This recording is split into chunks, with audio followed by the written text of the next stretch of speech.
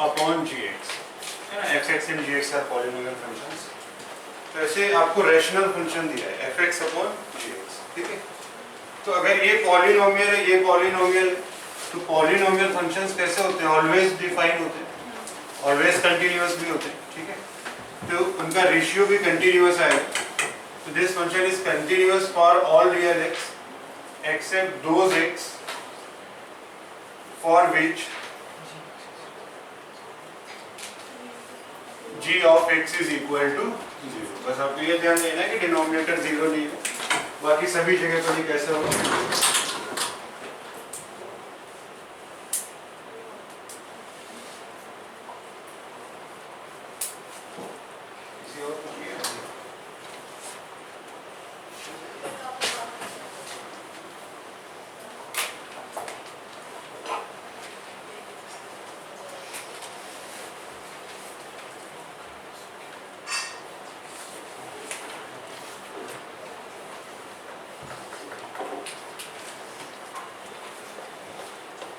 ठीक है,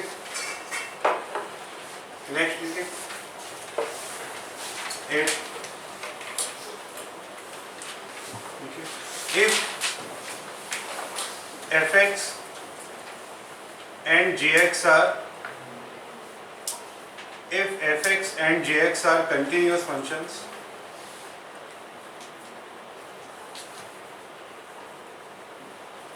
if fx and gx are continuous functions, then fx इस तरह से प्लस माइनस इंटू और डिवाइडेड बाई gx, ठीक है। ये दो फंक्शंस कंटिन्यूअस हैं। if fx and gx are continuous, then fx plus gx और fx minus gx और fx into gx और fx divided by gx, ठीक है, is continuous for all x।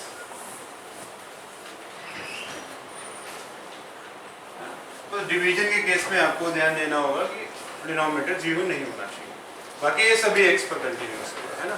तो दो फंक्शंस अगर कंटिन्यूअस है तो उनका आप सम करेंगे, सब्ट्रैक्ट करेंगे, मल्टीप्लाई करें, उनका रेशियो लें, वो जो रिजल्टिंग फंक्शन आएगा वो कैसा होगा? कंटिन्यूअस ही होगा, ठीक है। ये याद रखना है आपको, है ना।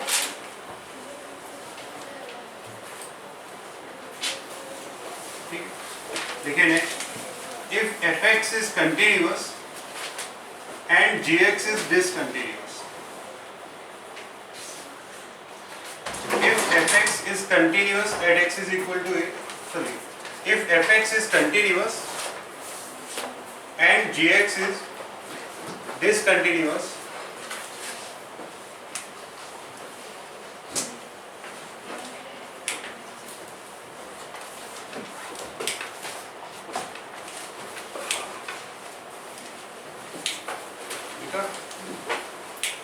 if fx is continuous and gx is discontinuous at x is equal to a, then fx plus or minus gx, ठीक है, is discontinuous at x is equal to a, then fx plus or minus gx is discontinuous at x is equal to a, ठीक है। Okay, अब अगर एक function continuous है, ठीक है, और दूसरा डिसकंटिन्यूअस है, तो उन दोनों का सम और डिफरेंस ये कैसा होगा? डिसकंटिन्यूअस, ठीक है। प्रोडक्ट और रेशियो के बारे में आप कुछ नहीं कह सकते, ये कंटिन्यूअस भी हो सकता है और डिसकंटिन्यूअस भी हो सकता है, अगर एक कंटिन्यूअस है और दूसरा डिसकंटिन्यूअस, ठीक है। तो आप इतना याद रखेंगे कि अगर दो फंक्शंस कंटिन्यूअस हैं तो आप उनको ऐड, सब्ट्रैक्ट, मल्टीप्लाई या रेशियो लेंगे तो कंटिन्यूअस ही आएगा। एक कंटिन्यूअस है और दूसरा डिसकंटिन्यूअस है तो सम और डिफरेंस कैसा आएगा? वो सर्टेनली डिसकंटिन्यूअस होगा। इनटू और डिवीजन के बारे में कुछ नहीं कह सकते, ये कैसा भी हो सकता है। और अगर दोनों फंक्शंस कंटिन्यूअस हैं तो भी कुछ नहीं पता हमें, है ना। रूल्स सिर्फ दो हैं, आप ये याद रखें, ठीक है। अगर दोनों कंटिन्यूअस तो फिर सब कुछ कंटिन्यूअस ही आना है, आप ऐसे याद रखिए, है ना। और अगर एक कंटिन्यूअस है एक डिसकंटिन्यूअस है तो सम और डिफरेंस डिसकंटिन्यूअस आएगा, बाकी और कोई रूल नहीं है, ठीक है। और बाकी कुछ भी हो सकता है किसी भी केस में। ये क्लियर हुआ, ठीक है। तो एक बार को रिवाइज कर लो, पढ़ लो अच्छे से।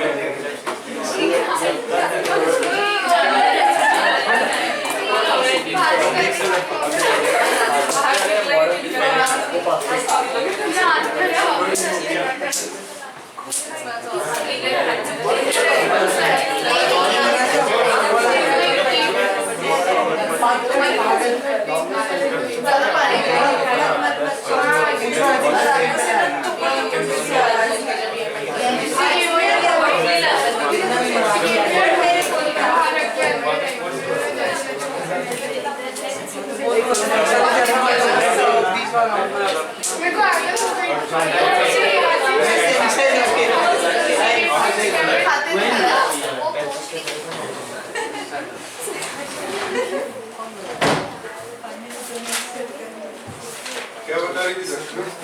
हाँ?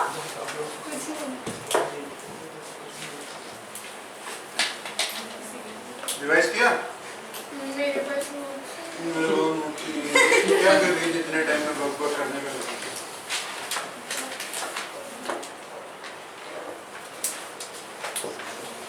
लिखिए question.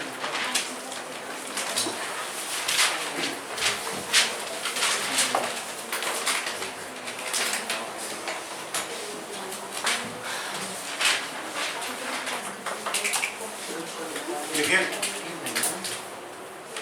Discuss the continuity of function.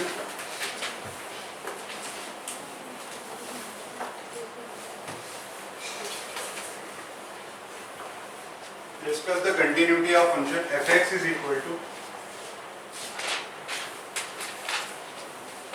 integral part of x plus sin x. तो अभी तक क्वेश्चन में कैसा था, आपको एक पॉइंट दिया था, तो उस पर्टिकुलर पॉइंट पे चेक करना है ना. अब आपको ऐसे फंक्शन दिया रहेगा और आपको बताना होगा कि वो फंक्शन किन किन पॉइंट्स पर कंटिन्यूअस है और किन पॉइंट्स पर डिसकंटिन्यूअस है.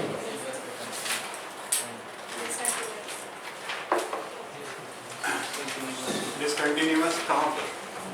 सिर्फ ये आंसर अधूरा है ना. पहले तो आपसे पूछा जाता था कि 2 पे कैसा होगा, कंटिन्यूअस या डिसकंटिन्यूअस. अब आपको अगर सभी x के लिए पूछ रहे हैं तो आपको बताना पड़ेगा कि डिसकंटिन्यूअस एट दीस पॉइंट्स, है ना, इंटीजर्स पे, है ना.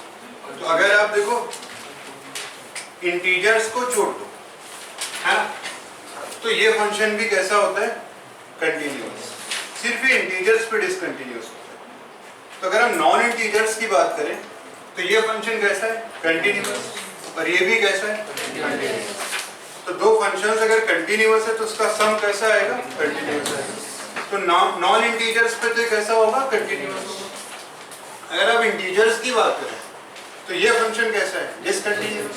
इंटीजर्स पे जैसे 1 2 3 पे, लेकिन ये तो सभी पे कंटिन्यूअस होता है sin x.